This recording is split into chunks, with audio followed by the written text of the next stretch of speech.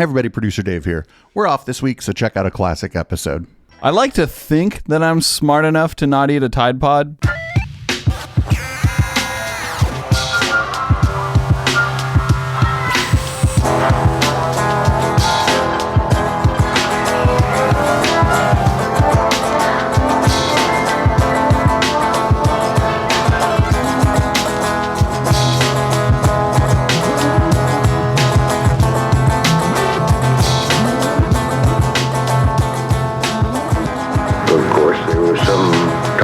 UFOs. He was going to Roswell, and as far as I know, he got in touch with the sheriff's department. They in turn called the Air Force.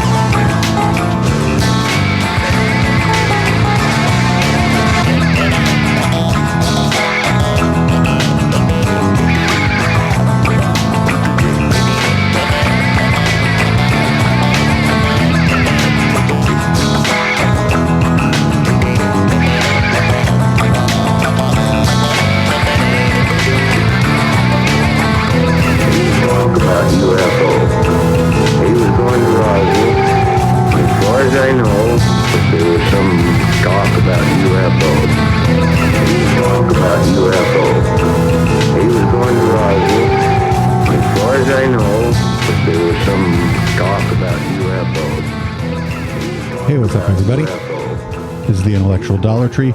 We do the show live every Wednesday from 7 to whenever. I'm Producer Dave, and I'm joined by, introduce yourself. Who are you? I'm historian Matt. I'm here occasionally. Yeah, you are here occasionally. We're going to be joined a little bit later by HK Perrin. He has some work stuff to attend to that's going to occupy his time for a little bit. Hopefully he'll join us. Yeah, hopefully. I mean, if not, we've done a show together before. It's been fine. Yeah, it's fine. It's fine. I ain't mad. I ain't mad if he's got work to do. So we usually do like Jordan Peterson or Sam Harris or Eric Weinstein or some shit. But we decided we're having a little fun this week, and we're going to do War of the Worlds from 1938 by Orson Welles. Woohoo! The original fake news. Yeah, just lighten it up a little bit, because this show's usually pretty heavy. I think we ended up talking about War of the Worlds last week, like during the post game on this show, and that's when we kind of decided to do it this week. So, and that music you heard was Off-World. That was talk about UFOs. I thought it was a little bit appropriate to play as we open up. Plus, I can put that on the YouTube video because they're not on CD, baby. Fuck CD, baby. So I guess without any further ado, let's get started here. I've got it set up so we can talk right over it. Probably just going to let it run the whole way through because it's about an hour anyway. And it's not like if we talk over it, we're going to miss anything super important. Like I said, well, Mystery Science Theater 3000, this shit.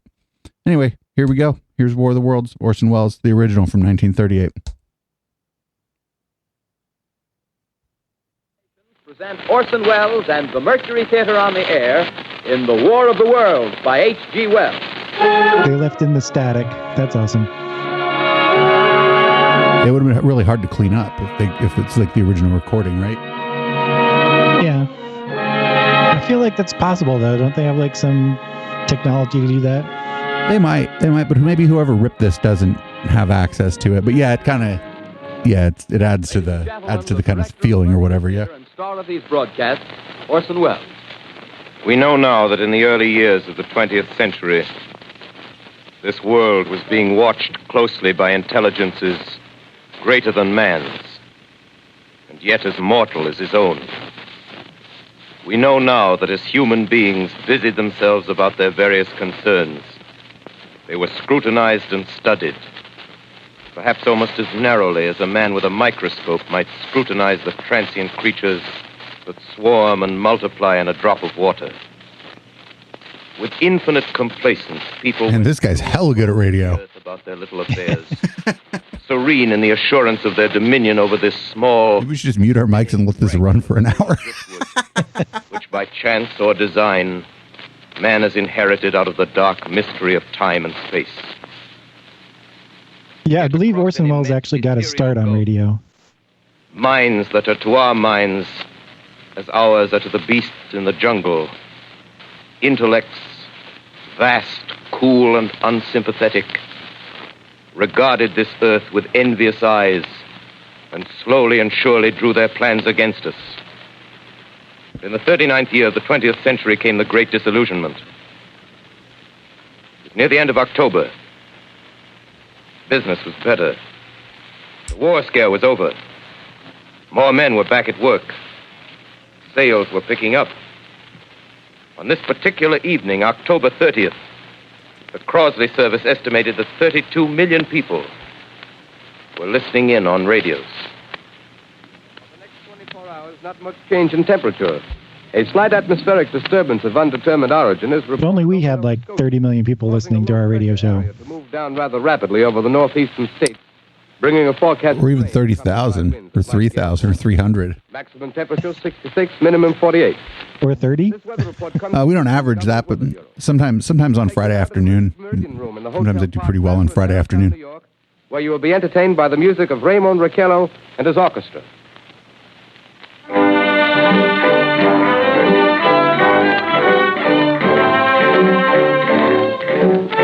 The people who want to get hella pissed off at us for making fun of Sam Harris when they go to the fucking iTunes to listen to this are going to be like even more pissed off because then they're not going to have anything to be mad about this The time. Meridian Room in the Park Plaza Hotel in New York City, we bring you the music of Raymond Raquello and his orchestra. With a touch of the I hope this isn't copyrighted music. With La Comparsita. This whole broadcast is in the public domain. I double checked, Yeah. so.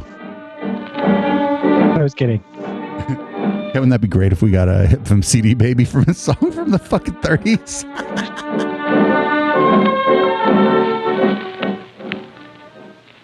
Ladies and gentlemen, we interrupt our program of dance music to bring you a special bulletin from the Intercontinental Radio News. At 20 minutes before 8 Central Time, Professor Farrell of the Mount Jennings Observatory, Chicago, Illinois, reports observing several explosions of incandescent gas occurring at regular intervals on the planet Mars. The spectroscope indicates the gas to be hydrogen and moving toward the Earth with enormous velocity.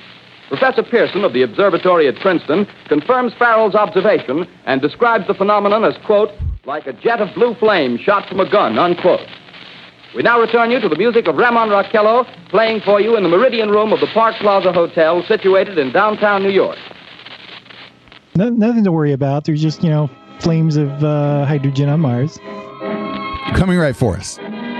Or in the direction of Earth. I forget what the exact words are. I'm not going to back this up, though.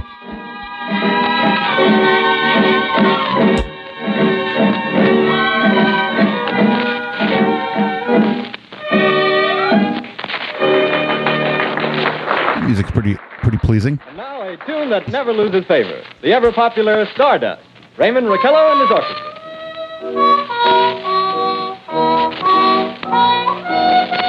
This is supposed to be a show about aliens, not music, right? Well, I mean, yeah, of course. I'm kidding. It was a real news broadcast. What are you talking about?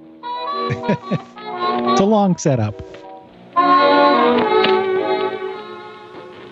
Hey, what's up, Sammy? Welcome. Ladies and gentlemen, following on the news given in our bulletin a moment ago, the Government Meteorological Bureau has requested the large observatories of the country to keep an astronomical watch on any further disturbances occurring on the planet Mars.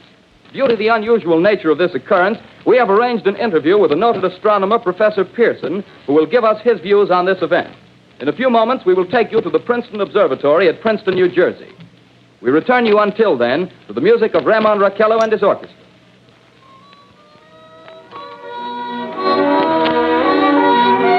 More soothing music until the scary stuff happens.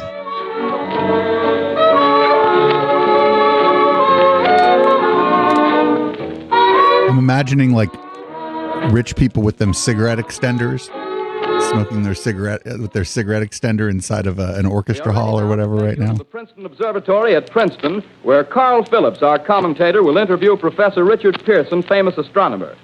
We take you now to Princeton, New Jersey. Good evening, ladies and gentlemen.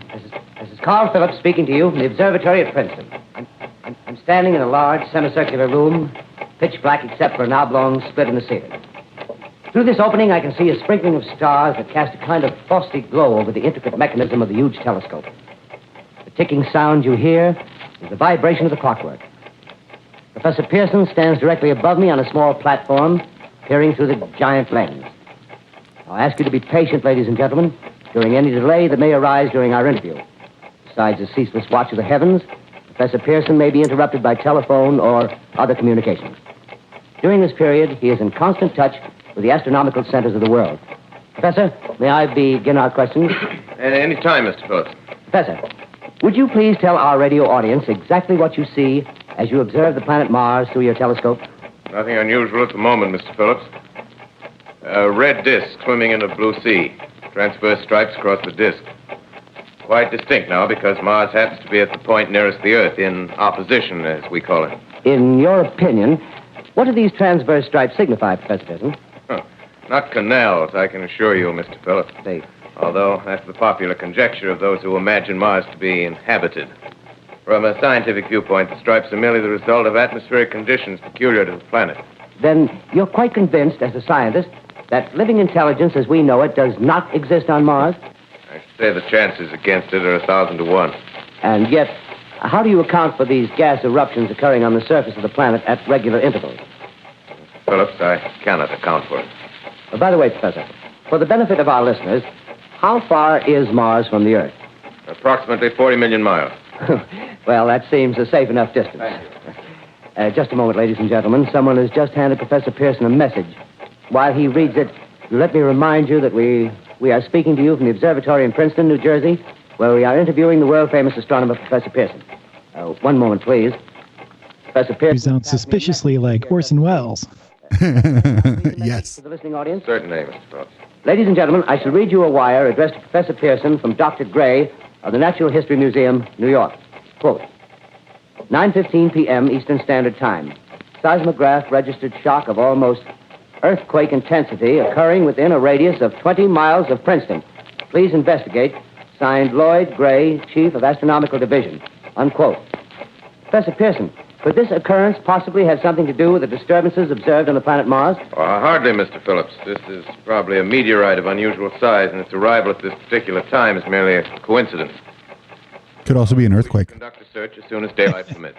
Thank you, Professor. Ladies and gentlemen, for the past 10 minutes, we've been speaking to you from the observatory at Princeton, bringing you a special interview with Professor Pearson, noted astronomer. This is Carl Phillips speaking. We are returning you now to our New York studio. Never mind the big explosion, more soothing music. So do we have to mention that this is not a real radio broadcast and Professor Morse of Macmillan University. I don't think so. I think it's pretty well known that War of the Worlds isn't real, and it certainly doesn't sound contemporary. Eastern Standard Time. This confirms earlier reports received from American observatories. Now, nearer home, comes a special bulletin from Trenton, New Jersey. It is reported that at 8:50 p.m., a huge flaming object, believed to be a meteorite, fell on a farm in the neighborhood of Grover's Mill, New Jersey, 22 miles from Trenton. The flash in the sky was visible within a radius of several hundred miles, and the noise of the impact was heard as far north as Elizabeth. We have dispatched a special mobile unit to the scene, and we'll have our commentator, Carl Phillips, give you a word picture of the scene as soon as he can reach there from Princeton. In the meantime, we take you to the Hotel Martinet in Brooklyn, where Bobby Millett and his orchestra are offering a program of dance music. like the word picture instead of, actual picture, because it's radio.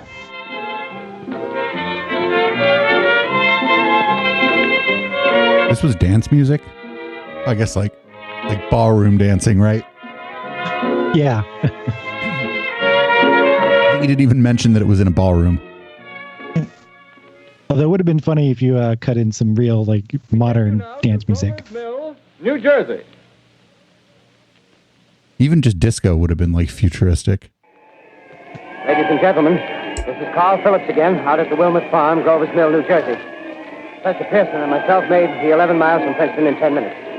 Well, I hardly know where to begin. To paint for you a word picture of the strange scene before my eyes, like something out of a modern Arabian Nights. Well, I just got here. I haven't had a chance to look around yet. I guess that's it. Yes, I guess that's the thing directly in front of me. Half buried in a vast pit. Must have struck with terrific force. The ground is covered with splinters of a tree. It must have struck on its way down. But I can see the object itself doesn't look very much like a meteor. At least not the meteors I've seen. It looks more like a huge cylinder. Has a diameter of, what would you say, Professor Pearson? What's that? What would you say, what's the diameter of... The aliens are not so good at landing. The metal on the sheath is, well, I've never seen anything like it. The color is sort of... We have a new challenger. Yo, can you hear me? Yeah, but I think you're on on some kind of on the webcam's mic or something, because it sounds like you sound worse quality than this radio broadcast from 1938. Would you please tell the radio audience as much as you remember of this rather unusual visitor that dropped in your backyard? All right, how's that? Ladies and gentlemen, this is Mr. Wilson. That's fine. Well, I was listening to the radio. Closer and louder, please. Pardon me? Louder, please, closer. Yes. I was listening to the radio and kind of drowsing. That professor fellow was talking about Mars, so I was half dozing and half... Yes, Mr. Wilmot, and then what happened? Well, as I was saying, I was listening to the radio, kind of halfway. Yes, Mr. Wilmot, and then you saw something. Well, not first off. I heard something. And what did you hear? A hissing sound like this. Kind of like a 4th of July rocket. Yes, then what? How was that? Head out the window and would have sworn I was to sleep and dreaming. Yes? I seen a kind of greenish streak and then zingo. Something smacked the ground. Knocked me clear out of my chair. Well, were you frightened, Mr. Wilmot? Well, I ain't quite sure. I reckon I was... It's an attack by snakes. Thank you, Mr. Wilmot. Thank you very much. Yeah, you want me to No, tell that's some quite more? all right. That's... Cartoon snakes. They're all... You've just heard Mr. Wilmot, owner of the farm where this thing has fallen. I wish I could convey the atmosphere, the background of this fantastic scene. Hundreds of cars are parked in a field in back of us, and the police are trying to rope off the road. So, HK, do we need to catch you up, or have you heard, War of the Worlds a million times? I've seen the movie. I've never heard the broadcast. Some of the more daring souls now are venturing near the edge. So, what's going on? All right, check this out. In the first, 13 minutes, Orson Welles introduced it as a production of some theater company or whatever. And then there was just a guy doing radio. They had some music playing, ballroom dancing. And then somebody cut in and said that they saw some blue flashes on the planet Mars. It appeared to be, was it helium or fucking hydrogen gas or something? Yeah. Hydrogen gas. And that they appeared to be coming in our direction or pointed in our direction. And then a meteorite crashed. And it turns out, I guess, that it's not a meteorite, and they're on the scene right now. And here's like the first sets of interviews for that. Okay. Now, ladies and gentlemen, there's something I haven't mentioned in all this excitement, but it's becoming more distinct. Perhaps you've caught it already on your radio. Listen, please. Do you hear it? It's a curious humming sound that seems to come from inside the object. I'll move the microphone nearer. Here. The most famous radio broadcast of all time. Can you hear it? I like these old like album covers for it or whatever are pretty cool. Yeah. Is that true? Is it the most famous one? Unequal cooling of its surface. I wouldn't be surprised. I still think it's a meteor. Okay. I don't know what to think. The metal casing is definitely extraterrestrial. Not found on this Earth. Friction with the Earth's atmosphere usually tears holes in a meteorite. This thing is smooth, and you can see it's cylindrical Just a minute. shape. Something's happening. Ladies and gentlemen, this is terrific. This end of the thing is beginning to flake off. The top is beginning to rotate like a screw, and the thing must be hollow. He's moving! Keep back there! Keep back there! Keep those men back! Keep back there! Keep those idiots back! Doesn't all sound like they're in a studio. Ladies and gentlemen, this is the most terrifying... Yeah, these people seem to think that nobody even took note of the fact that they're supposedly doing radio from all these different locations. Yeah. Coming out of that black hole, two luminous discs. The eyes, it might be a face, might be almost... Good heavens, something wriggling out of the shadow like a gray snake. Now it's another one, and another one, and another one. They look like tentacles to me. Oh, yeah, I can see the thing's body now. It's large as a bear.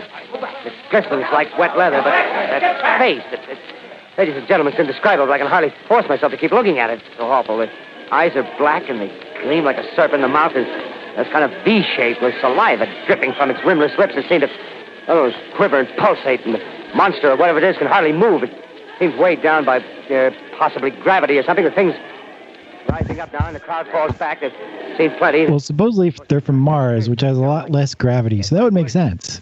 He was having a little trouble. I'll have to stop the description. Yeah, you can't stand up. Take a new position. Hold on, will you please? I'll be right back in a minute. I'm too heavy over here. Fuck. I'm hella powerful on Mars. Back to the ballroom dancing music. Quite nice. We are bringing you an eyewitness account of what's happening on the Wilmuth Farm, Grover's Mill, New Jersey. So the reason that a bunch of people freaked out about this is that they aired the whole thing, and they only said that it was a show in the beginning, right? Yeah. Ladies and gentlemen, So like the people that tuned in halfway through, like I just did. joins Mr. Wilmuth's garden. From here, I get a sweep of the whole scene. Don't run out in the street screaming, we're not actually being attacked by aliens. More state police have arrived. They're drawing up a cordon in front of the pit. It may not be being attacked by aliens. Crowd back now. They're willing to keep their distance. The captain's conferring with someone. Can't quite see who. Oh, yes, I believe it's Professor Pearson. Yes, it is. Now they've parted, and the professor moves around one side, studying the object, while the captain and two policemen advance with something in their hands. I can see it now. It's a white handkerchief tied to a pole. Flag of truce. If those creatures know what that means, what anything means. Wait a minute, something's happening. A humped shape is rising out of the pit. I can make out a small beam of light against a mirror. What's that? There's a jet of flame springing from the mirror, and it leaps right at the advancing men. It strikes them head on. Lord, they're turning into flames. Now the whole field's caught up by the woods, the barns, the gas tanks of the automobiles, spreading everywhere. It's coming this way now, about 20 yards to my right. Oh, no. Ladies and gentlemen, due to circumstances beyond our control, we are unable to continue the broadcast from Grover's Mill. Evidently, there's some difficulty with our field transmission. However, we will return to that point at the earliest opportunity. In the meantime, we have a late bulletin from San Diego, California. Professor Indelkoffer, speaking at a dinner of the California Astronomical Society, expressed the opinion... Do you know Professor Indelkoffer? ...undoubtedly nothing more than severe volcanic disturbances... I don't recall. ...on the surface of the planet. We continue now with our piano interlude. Never mind the people dying. Here's nice piano music. That's what'll happen if the world ever actually is coming to an end, though. From Grover's Mill by telephone. Just one moment, please. At least 40 people, including 6 state troopers, lie dead in a field east of the village of Grover's Mill. Their bodies burned and distorted beyond all possible recognition. The next voice you hear will be that of Brigadier General Montgomery Smith, commander of the state militia at Trenton, New Jersey.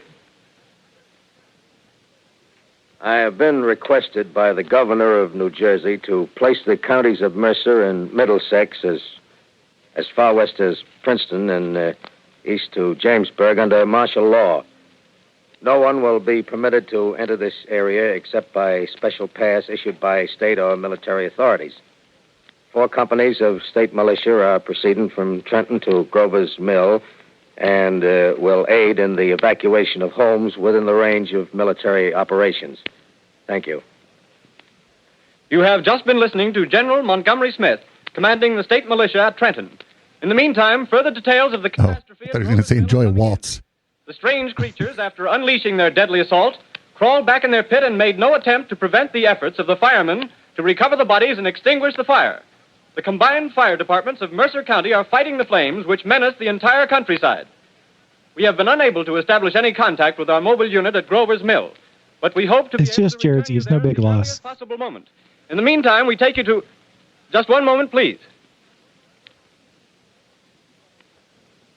Ladies and gentlemen, I have just been informed that we have finally established communication with an eyewitness of the tragedy. Professor Pearson has been located at a farmhouse near Grover's Mill, where he has established an emergency observation post. As a scientist, he will give you his explanation of the calamity. The next voice you hear will be that of Professor Pearson, brought to you by direct wire. Professor Pearson. Of the creatures in the rocket cylinder at Grover's Mill, I can give you no authoritative information, either as to their nature, their origin, or their purposes here on Earth. Of their destructive instrument, I might venture that professor that sounds a whole lot like Orson Welles again. For want of a better term, I shall refer to the mysterious weapon as a heat ray. It's all too evident that these creatures have scientific knowledge far in advance of our own. If they have a heat ray, well, yeah. It's my guess that in some way they are able barbecued 60 of you and then fucking went back in a hole and like nothing happened, then yeah. This intense heat they project in a parallel beam against any object they choose by means of a polished parabolic mirror of unknown composition, much as the mirror of a lighthouse projects a beam of light. That is my conjecture of the origin of the heat ray. Isn't that basically a laser now? Like, we wouldn't do that with just a big mirror. It is a brief statement. Yeah, I don't know. I don't think the mirror, I don't think it was like reflecting moonlight or something. I think it was like I think he said it was emitting, or he was trying to suggest that it was emitting energy. The director of the National Red Cross reports 10 units of Red Cross emergency workers have been assigned to the headquarters of the state militia, stationed outside of Grover's Mill, New Jersey. Here's a bulletin from State Police, Princeton Junction. The fires at Grover's Mill and vicinity are now under control. Scouts report all quiet in the pit, and there is no sign of life appearing from the mouth of the cylinder. Now, ladies and gentlemen, we have a special statement from Mr. Harry McDonald, Vice President in charge of operations. We have received a request from the state militia. He also sounds a lot like Orson Welles. At their disposal our entire broadcasting facilities. I think it's a different dude. Of the gravity of the situation, and believing that radio has a responsibility to serve in the public interest at all times, we are turning over our facilities to the state militia at Trenton. We take you now to the field headquarters of the state militia near Grover's Mill, New Jersey. This is Captain Lansing of the Signal Corps, attached to the state militia, now engaged in military operations in the vicinity of Grover's Mill. Situation arising from the reported presence of certain individuals of unidentified nature is now under complete control. The cylindrical object, which lies in a pit directly below our position, surrounded on all sides by 8 battalions of infantry, without heavy field pieces, but adequately armed with rifles and machine guns. All cause for alarm, if such cause ever exists. No, they have that thing has a heat ray. Barbecued 60 people in just a few seconds. You need more than some guns. I can see their hiding place plainly in the glare of the searchlights here. Depends on the guns. If it's heat ray guns versus heat ray guns. Anyway, it's an interesting outing for the troops. I can You think they'd send some tanks over there?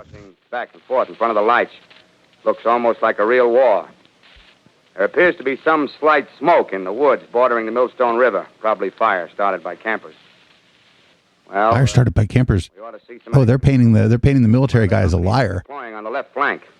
A quick thrust and it'll all be over. Very nice. I see something on top of the cylinder. No, it's nothing but a shadow. Now the troops are on the edge of the Wilmouth farm. 7,000 armed men closing in on an old metal tube. A tub, rather. Well, wait, that wasn't a shadow. It's something moving. Solid metal, kind of a shield-like affair rising up out of the cylinder. It's going higher and higher. What? It's standing on legs, actually rearing up on a sort of metal framework. Now it's reaching above the trees and the searchlights are on it. Hold on. Why is this military guy such a brilliant broadcaster? I have a grave announcement to make. Incredible as it may seem, both the observations of science and the evidence of our eyes lead to the inescapable assumption that those strange beings who landed in the Jersey farmlands tonight are the vanguard of an invading army from the planet Mars. I think the fact that there's like which took place tonight at long pauses of silence in this broadcast really sells that it's, with rifles and machine guns pitted against a single fighting really sells the authenticity of it. So, like, listening to it, I can kind of understand why so many people were convinced that it was real. Crushed and trampled to death under the metal. Yeah, it kind of sounds like it's being put together on the fly by people who are not sure what's going on and are going to do one thing and then like have to figure out what to do. So it takes them 2 to 5 seconds to do that. Yeah, I know. It's really, really well put together. Yet it isn't slow or boring or like, you know what I'm saying? It's still interesting to listen to knowing that it's fiction. Routing some of the trains to Allerton and Phoenixville. And it's even more interesting to listen to knowing that a lot of people took it seriously and freaked out because of it. By morning, the fugitives will have swelled Philadelphia, Camden, and Trenton. It is estimated to twice their normal population. Martial law prevails throughout New Jersey and eastern Pennsylvania. At this time, we take you to Washington for a special broadcast on the national emergency. The Secretary of the Interior. Citizens of the nation, I shall not try to conceal the gravity of the situation that confronts the country, nor the concern of your government in protecting the lives and property of its people.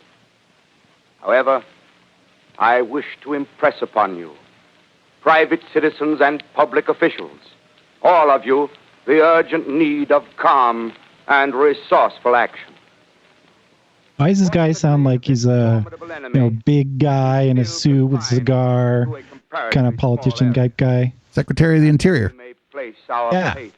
In the military. Get that job by being a good old boy.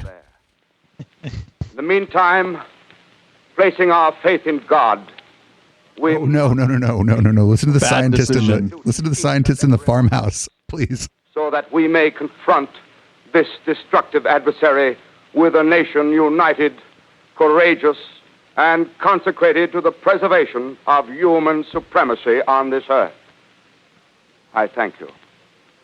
Human supremacy? Well, if something comes along with a fucking thing that can cook 60 of us in a couple seconds, I guess no. Piling up in the studio here. We're informed that the central portion of New Jersey is blacked out from radio communication due to the effect of the heat ray upon power lines and electrical equipment. Bullshit. A special bulletin in New York. Fucking like a third of the state, did he say? French and German scientific bodies offering assistance. Astronomers report continued gas outbursts at regular intervals on the planet. Thing just started 30 minutes ago, and the French are already helping. That's pretty believable.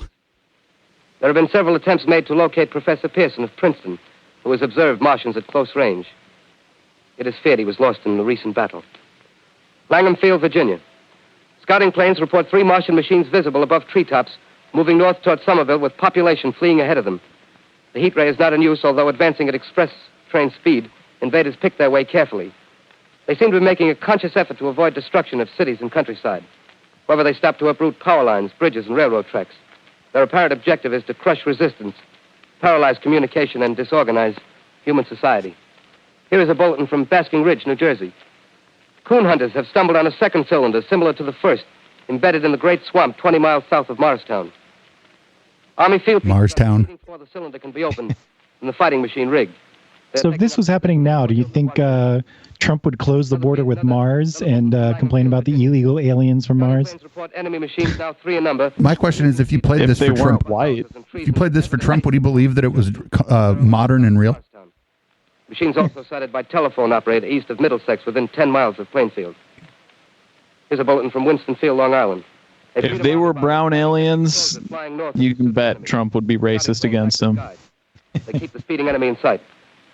Just a moment, please, ladies and gentlemen. What if they all look like Ivanka? Run special wires to the artillery line in adjacent villages. Be fine with that. Reports in the zone of the advancing enemy. First, we take you to the battery of the 22nd Field Artillery, located in the Watchung Mountains. It looks like Ivanka that he'd be like, no collusion, do not collude with the Martians. 39 degrees. 39 degrees. Fire. 140 yards to the right, sir. Shift range, 31 meters. 31 meters. Projection, 37 degrees. I mean, let's be real. If they looked like Ivanka, he'd fuck one of them. Hit, sir. Got the tripod of one of them. That's stopped. The others are trying to repair it. Quick, get the range. Shift 30 meters. 30 meters. Projection, 27 degrees. 27 degrees. Fire.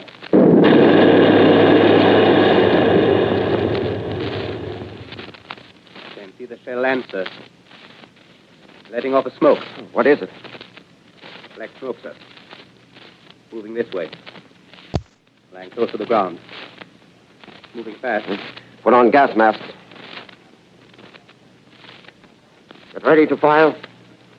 Shift to 24 meters. 24 meters. Projection 24 degrees. 24 degrees. Fire.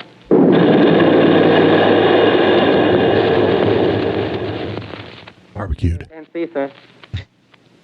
Smoke's coming. Do you think they used like a toilet for that sound? Because it sounds like flushing. Could be, yeah. Back in the day for radio drama, they were like hell of creative about sound effects because they had to do it all live and like in a radio studio. 22 degrees. People are still pretty creative about sound effects. It's hard to like CG sound.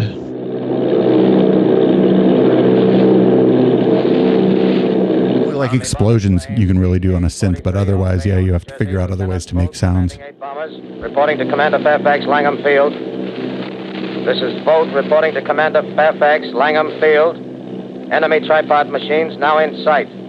Reinforced by 3 machines from the Morristown. But now you just buy a sample pack of somebody else who already fucking did it. One machine partially crippled. Believed. You buy rights to use their samples in your movie or whatever. Guns now appear silent. There's still A heavy black fog sound engineers that, of extreme density or Yes. is that what they're called? Well, those are the ones who make the sample packs that they sell to everybody else. It's not like they just use it. Well, no. I mean, of course, there's people making it, but I think a lot of like people just buy them. Pulaski Skyway. Evident There's also Foley artists, right, that make the sounds in movies. Power station. Foley artists? Machines are close together. I guess what they're We're called. ready to attack. Huh. Planes circling, ready to strike. Oh, wait, are they going to try to shoot down the alien? Yards and we'll be over the first.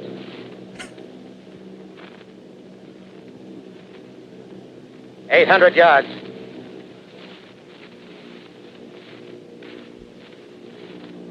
$600. How is he measuring this? Guesstimate. With his dick. 400. Yeah, the radio guys were really cool back then. 200. There they go. The giant arm raised. Green flash. They're spraying us with flame. 2,000 feet. Engines are giving out. No chance to release bombs. Only one thing left, drop on them, plane and all. We're diving on the first one. Now the engine's gone. 8. Uh-oh. Curtains. Bayonne, New Jersey, calling Langham Field. This is Bayonne, New Jersey, calling Langham Field. Come in, please. This is Langham Field. Go ahead. 8 Army bombers in engagement with enemy tripod machines over Jersey Flats. Engines incapacitated by heat ray. All crashed. 1 enemy machine destroyed. Enemy now discharging heavy black smoke in direction of... This is Newark, New Jersey. This is Newark, New Jersey. Warning. Poisonous black smoke pouring in from Jersey marshes. Reaches South Street. Gas masks useless. Urge population to move into open spaces. Automobiles use routes 7, 23, 24. Avoid congested areas. Smoke You just told all the cars where to go, so... Boulevard. Were people evacuating? I'm having a hard time believing people were evacuating. Well, calling CQ, 2X2L, calling 8X3R, come in, please. Were you? This is 8X3R, coming. Well, there's a number of people standing around in red hats denying that there's any aliens. Okay, please. Where are you, 8X3R? What's the matter? Where are you?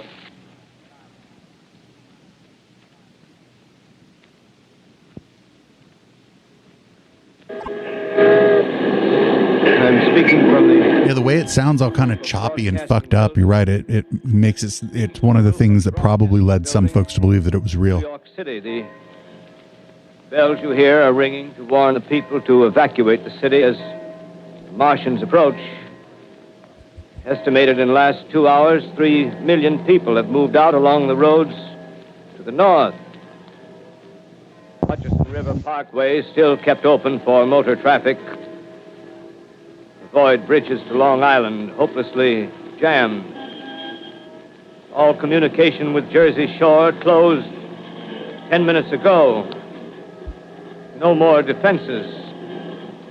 Our army is wiped out. I'll be right back. I'm going to make myself a drink while they die in the streets. Wiped out. This may be the last broadcast. We'll stay here to the end. People are holding service here below us in the cathedral. No, run. Now I look down the harbor, all Don't pray. Pray while you run. overloaded with fleeing population pulling out from docks. Streets are all jammed. Noise and crowds like New Year's Eve in city. Wait a minute. The enemy is now in sight above the Palisades. Five great machines. First one is crossing the river. I can see it from here, wading the Hudson like a man wading through a brook. A bulletin is handed me. Martian cylinders are falling all over the country. One outside of Buffalo, one in Chicago, St. Louis. Seem to be timed and spaced. Now the first machine reaches the shore. That's fast. Looking over the city. He's walking quickly. Steel cowlish head is briskly with the skyscrapers. He waits for the others. They rise like a line of new towers on the city's west side. Now they're lifting their metal hands. This is the end now. They have hands. Smoke comes out. Yeah, I don't know where that came from. Smoke drifting over the city. Whatever. It's not real, so it can have whatever properties they want it to. That's one of the great things about fiction. They're running toward the East River, thousands of them, dropping in like rats. Now the smoke's spreading faster. It's reached. Our rats could destroy their rats. I'm sorry. People are trying to run away from Once they it, get to New York City, our rats will take out their rats. falling like flies. Now the smoke's crossing 6th Avenue. 5th Avenue. 100 yards away. It's 50 feet. I think he passed out. forever.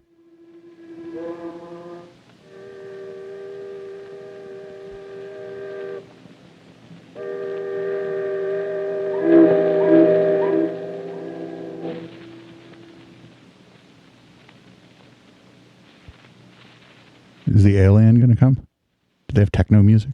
2X2L calling CQ. 2X2L. Just like New Jersey to send killer aliens to New York. 2X2L calling CQ, New York. Isn't there anyone on the air? What happened? He died. Anyone on The smoke got him. Oh shit! The big Anyone? the big cloud of smoke got him. 2X2L. God, who was that? The Secretary of the Interior? No, the broadcaster. I think the Secretary of the Interior was the person who told on the military guy for lying to us earlier. In an original dramatization of The War of the Worlds by H.G. Wells. The performance will continue. They just announced it. This is the Columbia Broadcasting System. The War of the Worlds. So they did announce it. Why'd people freak out then? Theater on the air. If you were listening to that and you believed it and you were in a big city, wouldn't you just drop everything and get out of the big city if you could? I'd keep listening to it though. Oh yeah, it's on the radio. Yeah, a lot of people then just had like, radios in their living room. As I set down these notes on paper, I'm obsessed by the thought that I may be the last living man on Earth. I've been hiding in this empty house near Grover's Mill, a small island of daylight cut off by the black smoke from the rest of the world. All that happened before the arrival of these monstrous creatures in the world now seems part of another life. A life that has no continuity with the present. Furtive existence of the lonely derelict who pencils these words on the back of some astronomical notes bearing the signature of Richard Pearson. I look down at my... Oh, it's Dr. Pearson from earlier. Try to connect them with a professor who lives at Princeton and who, on the night of October 20th, glimpsed through his telescope an orange splash of light on a distant planet. I thought it was blue. My wife? Not that distant. It's like the second closest to us, right? Mars is the closest. Observatory? Isn't it? I thought Venus was. Maybe you're right. Maybe it's Mars. I don't know. I thought it depended on where each of the planets were in their orbit. True. If Mars is on the other side of the sun, then it's definitely not the closest. Do days exist without calendars? Does time pass when there are no human hands left to wind the clocks? That's what I'm wondering, too. Writing down my daily life, I tell myself I shall preserve human history between the dark covers of this little book that was meant to record the movements of the stars. But to write, I must live, and to live, I must eat. I guess by this time in the broadcast, people had already freaked out and left. Too spoiled to swallow. I think so, yeah. Well, Keep watch at the window. Because he's waxing poetic about being the last person on Earth. And it's like, if someone heard that, they'd go like, smoke. oh yeah, this is Smoke still holds clearly black coil, but like a theater a production. Martian mounted on his machine, spraying the air with a jet of steam as if to dissipate the reports of people freaking out and running in the streets were actually very much exaggerated. I'm not sure if that actually happened at all. I have to assume that they're exaggerated, yeah. Morning. I'm sure there were one or two people that did it. Yeah, maybe. Gas is lifted. I think a lot of people were freaked out by the broadcast itself, at least at first, but not very many people went overboard. Here in their wrecked car, baggage overturned, a blackened skeleton. There was probably that one dude that drove all the way to Florida before he realized these monsters and running away from them. No one else is freaking out. And I keep a careful watch. I've seen the Martians feed. Should one of their machines appear over the top of trees, I'm ready to fling myself flat on the earth. I come to a chestnut tree. October. Chestnuts are ripe. Fill my pockets. I must keep alive. 2 days I wander in a vague northerly direction through a desolate world. Finally, I notice a living creature. A small red squirrel in a beech tree. I stare at him and wonder. He stares back at me. I believe at that moment the animal and I shared the same emotion. The joy of finding another living being. Push on north, I find dead cows in a brackish field, and beyond the charred ruins of a dairy, the silo remains standing guard over the wasteland like a lighthouse, deserted by the sea. Astride the silo perches a weathercock. The arrow points north. North. Next day, I come to a city.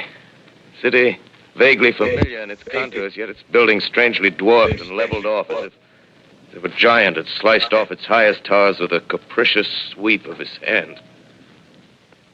Reached the outskirts, I found Newark. Newark, undemolished but humbled by some whim of the advancing Martians. Presently, with an odd feeling of being watched, I caught sight of something crouching in a doorway. I made a step towards it. Media Wench is in the chat. Could you imagine if Madison Star Moon heard this in 1938? Armed with a large knife. Stop! She'd blame the government. Where do you come from? I come from many places.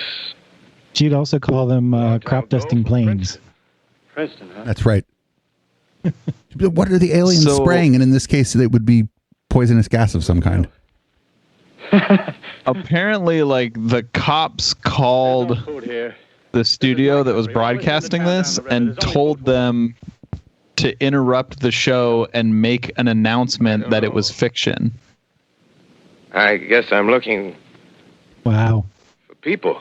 Hey, what was that? Did you hear something just then? No, only a bird. He made a friend. A live bird. Yeah. You get to know that birds have shadows these days. Say, we're in the open here. Let's crawl in this doorway here and talk. Have you seen any Martians? No.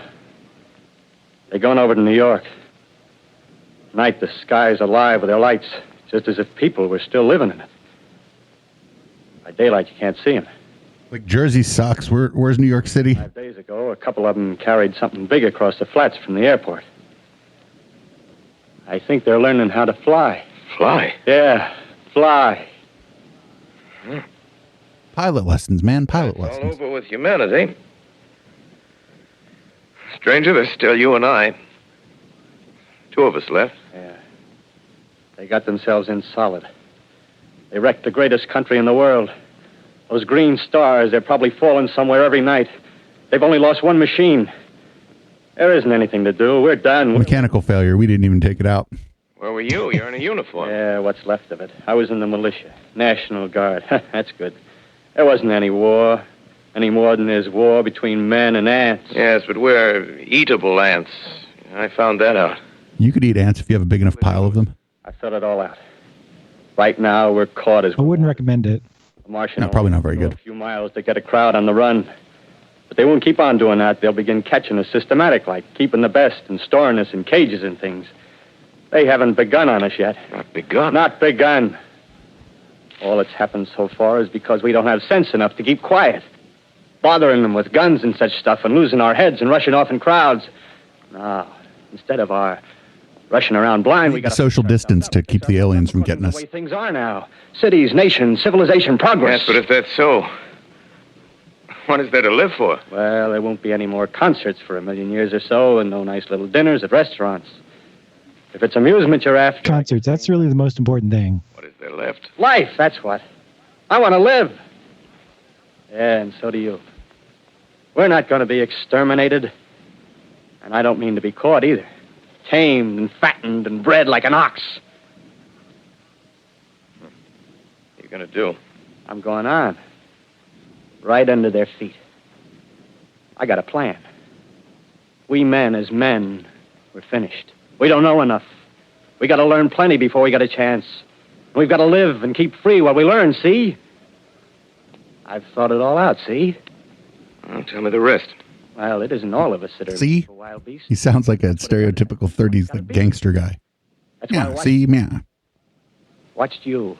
All those little office workers that used to live in these houses, they be no good. They haven't any stuff in them. They used to run off to work. I've seen hundreds of them running to catch their commuter's train in the morning, afraid they'd get canned if they didn't. Running back at night, afraid they wouldn't be in time for dinner. Lives insured and a little invested in case of accidents. Yeah, and on Sundays, worried about the hereafter. It sounds like maybe a couple hundred people heard this broadcast live. Food, careful breeding, no worries. And the people that were fooled just called the cops to see what was going on. You've thought it all Or out. the people who weren't necessarily even all the way fooled. That isn't all. They were just like, wait, what's going on here?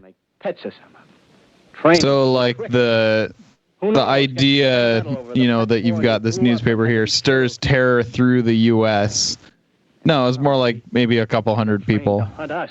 The tabloid, though, that they're showing, right? Yes, they will. Yeah. There's men who do it gladly. Yeah, I think Orson Welles like kind of pushed that narrative that people freaked out. Yeah, of course. To get it in papers and get the word out and You and I and others like hopefully get a bigger audience for a replay. we to live when the Martians own the Earth. I got it all figured out. We'll live underground.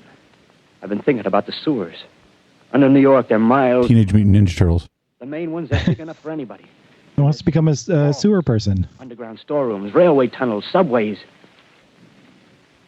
You begin to see, huh? We'll get a bunch of strong men together. No weaklings. That rubbish, out. As you meant me to go. All right. Give you a chance, didn't I? Won't quarrel about that. Go on. Well, we got to make safe places for us to stay in, see? Get all the books we can. Science books. That's where We'll learn science, just the two of us. we raid the museums. We'll even spy on the Martians.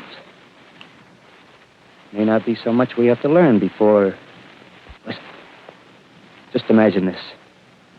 4 or 5 of their own fighting machines suddenly start off. Heat rays right and left. Not a Martian in them. Not a Martian in them, see? But men. Men who've learned the way how. May even be in our time. Gee. Imagine having one of them lovely things with a heat ray wide and free.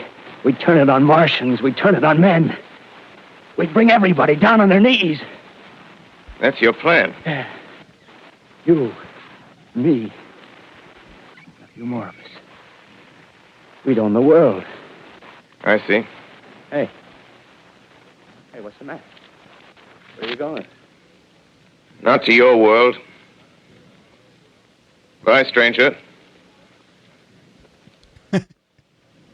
Well, after parting with the artilleryman, I came at last to the Holland Tunnel, entered that silent... I wish you would have said, I thought that guy was never going to go away. ...to know the fate of the great city on the other side of I was the... going to say, like, later, dude. Cautiously, I came out of the tunnel and made my way up Canal Street. Reached 14th Street, and there again were black powder and several bodies and an evil, ominous smell from the gratings of the cellars of some of the houses. I wandered up through the 30s and 40s, stood alone on Times Square, caught sight of a lean dog running down 7th Avenue with a piece of dark brown meat in his jaws and a pack of starving mongrels at his heels. Made a wide circle around me as though he feared I might prove a fresh competitor. Walked up Broadway in the direction of that strange powder, past silent shop windows, displaying their mute wares to empty sidewalks. Past the Capitol Theater, silent, dark. Past a shooting gallery where a row of empty guns faced an arrested line of wooden ducks. Near Columbus Circle, I noticed models of 1939 motor cars in the showrooms facing empty streets. Over the top of the General Motors building, I watched a flock of black birds circling in the sky. He's like, I took the yellow car. Suddenly, I caught sight of the hood of a Martian machine, standing somewhere in Central Park, gleaming in the late afternoon sun. An insane idea. I rushed recklessly across Columbus Circle and into the park. I climbed a small hill above the pond at 60th Street, and from there I could see, standing in a silent row along the mall, 19 of those great metal titans, their cowls empty, their steel arms hanging listlessly by their sides. I looked in vain for the monsters that inhabit those machines. Suddenly, my eyes were attracted to the immense flock of black birds that hovered directly below me. They circled to the ground. And there before my eyes, stark and silent, lay the Martians with the hungry birds pecking and tearing brown shreds of flesh from their dead bodies. Ah, you got birded. The bodies were examined in laboratories. It was found that they were killed by the putrefactive and disease bacteria against which their systems were unprepared. Oh, they came here and they got a fucking virus or some bacteria or some shit and they died. The humblest thing that yep, pretty much. His wisdom has put upon this earth. They fucked us up pretty bad before they did it, though. Before the cylinder fell, there was a general persuasion that through all the deep of space, general persuasion, I know that guy. The surface of our minute sphere. That's the guy who lied to us earlier. Now we see further. Dim and wonderful is the vision I've conjured up in my mind of life spreading. The thing is, like, the microbes that live on Earth are specifically adapted to infect the multicellular organisms that live on Earth. Maybe that the destruction of the Martians is only a reprieve. Well, maybe one of them, maybe one of the bacteria likes a little bit of like a foreign delicacy every once in a while. Strange it now seems to... Bacteria, yes, definitely not viruses. Writing down this last... Why not viruses? Viruses are adapted to infect specific hosts. Strange to watch. So, like a virus that infects, say, bat? Strange to see young people strolling like, on green, like fish. A virus that infects fish, almost definitely not going to infect us. And a virus that infects bacteria is absolutely not going to infect us. But the bacteria might just flesh eat the shit out of the aliens. Strange when I recall the time when I first saw bacteria are much less picky about what they eat. Clean cut, hard, and silent under the dawn of that last great day.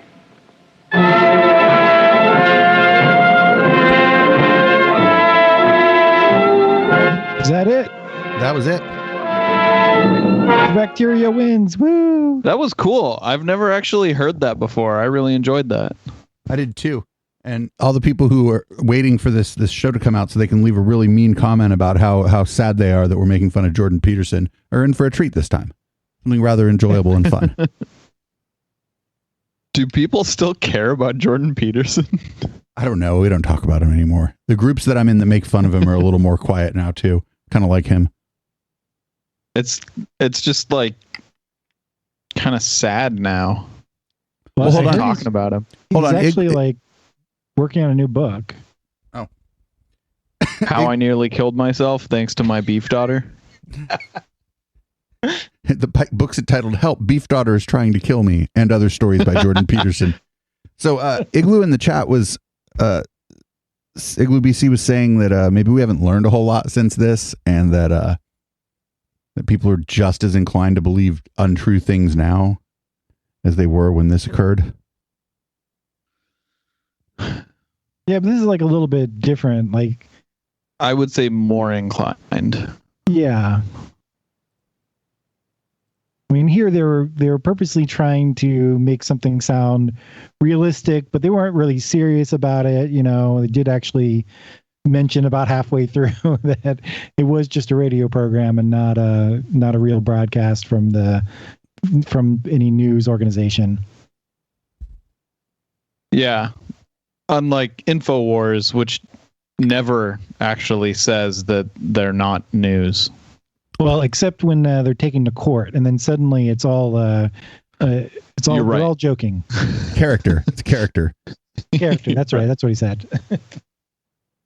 I mean, Alex Jones is quite the character, but it's just an act. It's not real.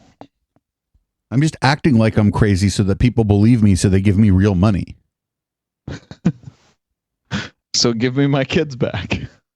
Oh God. Good thing Jordan Peterson's kids are grown, because those would have got taken away from him. Yeah. Apparently, someone should take away Beef Daughter. I mean, that's to protect Jordan. She's trying her damnedest to kill him. I know. Bad diet advice. Send him off to Russia to be like shock treated out of benzos. Like all kinds of weird stuff was going on with Beef Daughter. Dad, you should eat just meat and take a bunch of these pills. Trust me. It's fine. You'll own Matt Dillahunty if you just do this. You'll own Matt Dillahunty in your next exchange if you just do this for 2 years. Trust me, Father. I have your best interest in mind. Oh, by the way, she'll block you on Twitter if you refer to her as Beef Daughter. Oh my God, I'm going to do that right now. And Instagram too. What's her Twitter handle? I don't know. Just look for Michaela Peterson. Spell it wrong into Google and it'll find. Just put the word Twitter and then try to spell Michaela Peterson into Google. It'll figure it out for you. That's how I find everybody on Twitter. I like how your background blur now just thinks the whole thing is the background because you're like Is it her? If you had the background blur turned off on your camera, I'd be able to read it. But it's like looking for your face and trying to blur everything else. So you put anything up to the camera that isn't your face and nobody can read it. What's going on, man? I don't think this is the one.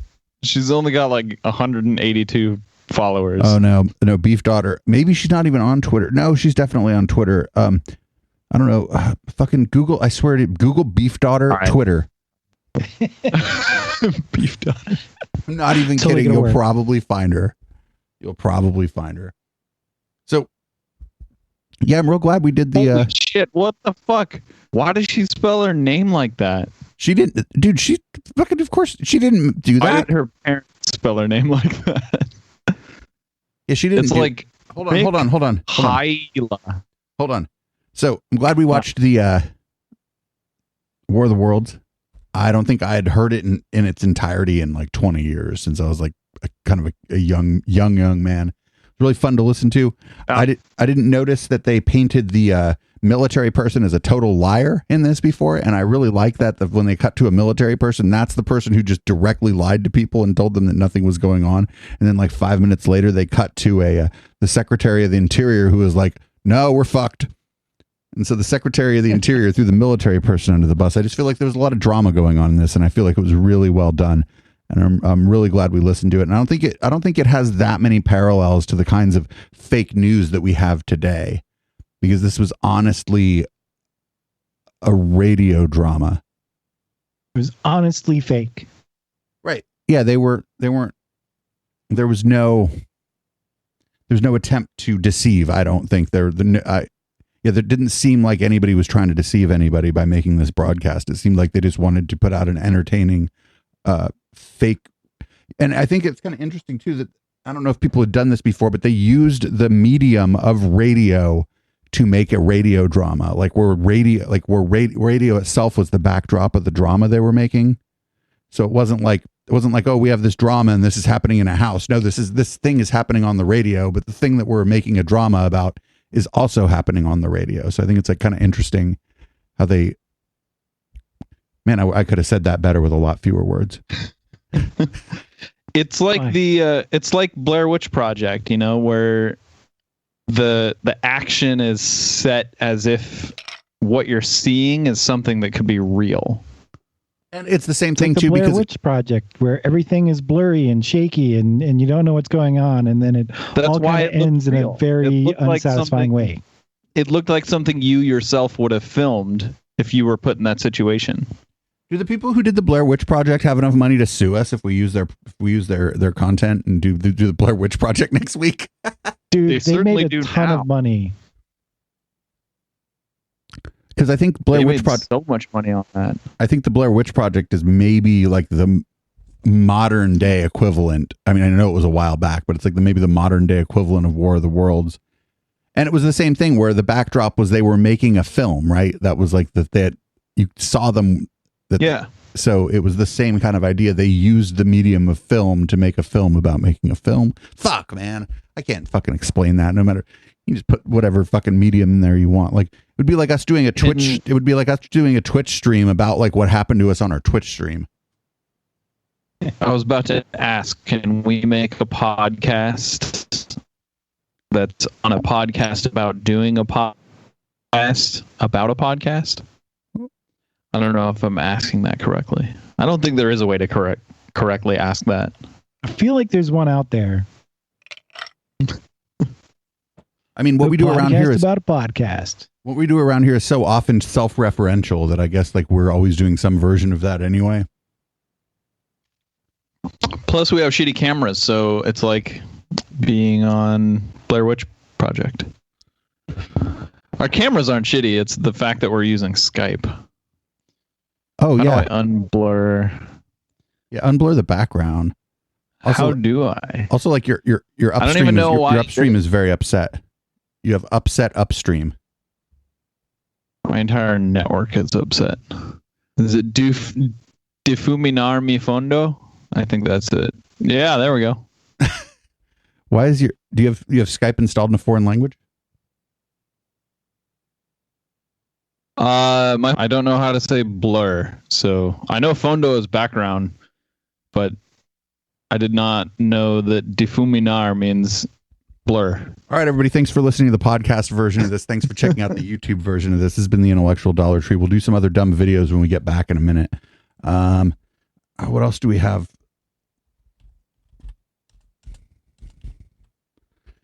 This Apollo 22 by Offworld will stay on that fucking alien tip.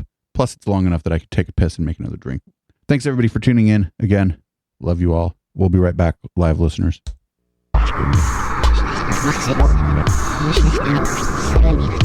Hello, Sneaky. Hospital. I do this.